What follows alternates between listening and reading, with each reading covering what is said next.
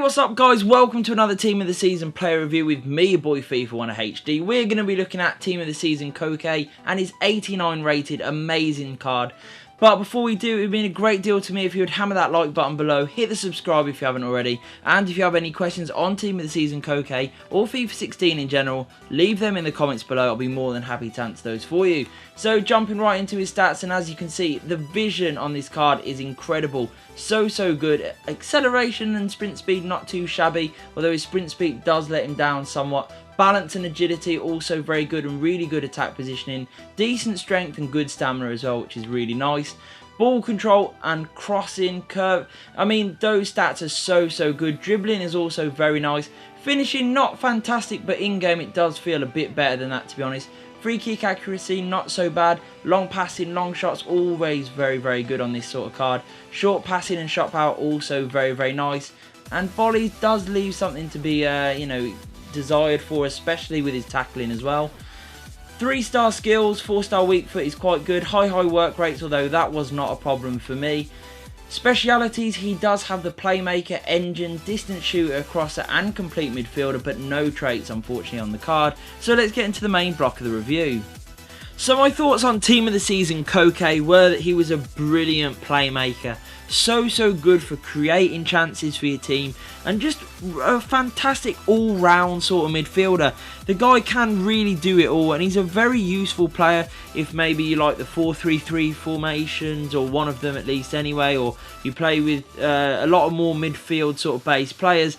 Then this guy is going to be very good for you, and I think he can fit in so many areas. You could play him in a deeper role. I wouldn't suggest it, but he would do a good job there.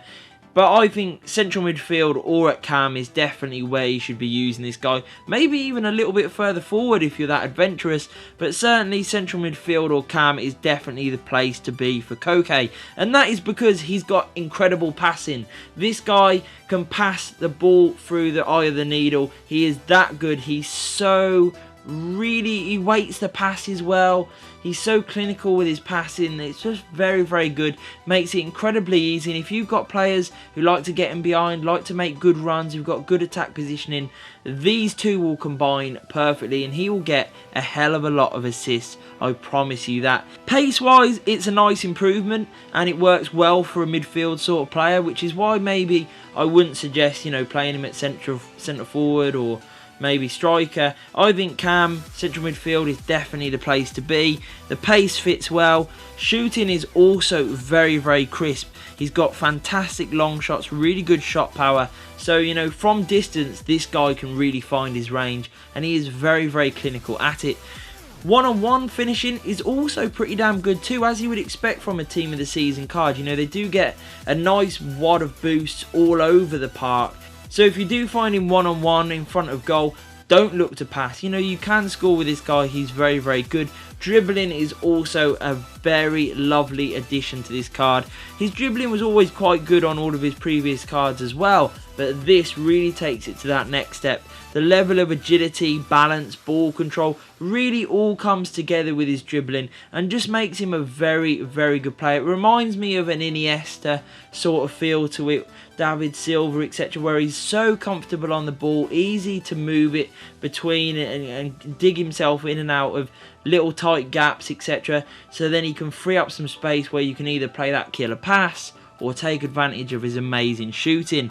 Physicality is also quite good, and he's not too bad at tackling. You know, while the stats aren't incredible, and that's not the best area that he's got on the card, he is actually quite good, and he will win you the ball back a fair amount of times. I've given him 8.5 out of 10 because he doesn't excel in enough areas to maybe deserve a 9 or higher rating, but he's just such a good all-rounder that I really enjoyed using.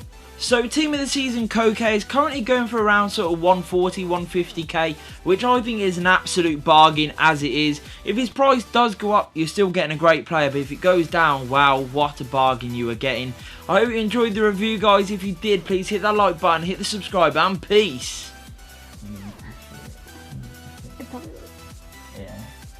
Oh my god, you've got a legend! Have I? I've got to! I have no idea if I really. How many of these? Who's this guy? This card looks interesting. Oh, with this card looks interesting. Go to the fucking front.